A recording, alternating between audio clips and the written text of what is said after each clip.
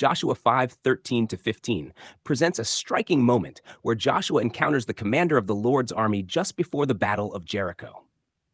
The scene is filled with holy tension, covenant fulfillment, and the revelation that victory belongs entirely to God rather than to human effort. Joshua lifts his eyes and sees a man standing before him with a drawn sword.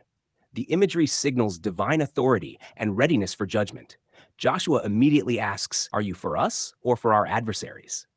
The answer is unexpected. "No, but as commander of the army of the Lord, I have now come." The issue is not whether God has joined Joshua's agenda, but whether Joshua will submit himself to God's kingdom and purpose. This encounter shifts attention away from human warfare and toward heavenly rule.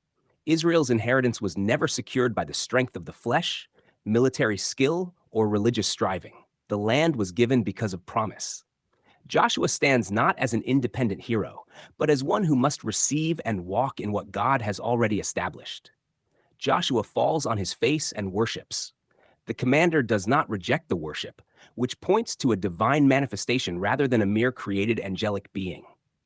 The holiness of the moment is emphasized when Joshua is told to remove his sandals, echoing Moses before the burning bush. The ground is holy because God himself is present. The passage reveals that true conquest begins with revelation. Before Jericho falls outwardly, Joshua must first recognize heaven's authority inwardly. Human confidence, self-reliance, and dependence on earthly systems cannot establish God's kingdom. Victory flows from resting in the finished purpose of God and moving in agreement with him. There is also a strong covenantal dimension in the timing of this appearance.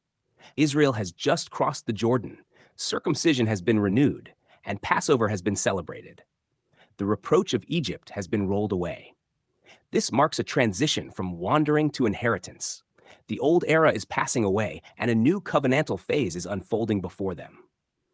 The drawn sword imagery carries judicial significance throughout Scripture. God's judgments were often portrayed through historical events that removed old corrupt systems and established his righteous order. Jericho becomes a sign that God himself is dismantling obstacles standing against his covenant people. The battle therefore represents more than military conquest. It reflects divine intervention in history to fulfill covenant promises. The commander's appearance also reveals that heaven and earth are not separate realms operating independently. God actively governs history.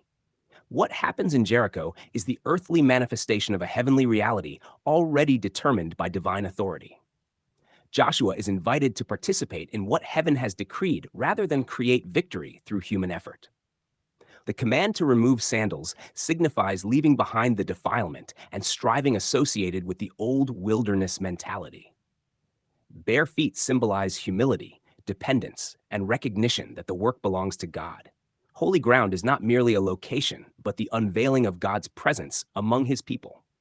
In this passage, Joshua learns that inheritance is received through trust and obedience rather than achieved through self-effort. God's kingdom advances because he is faithful to his covenant. The people are called not to establish victory by the power of the flesh, but to walk in what God has already purposed and secured.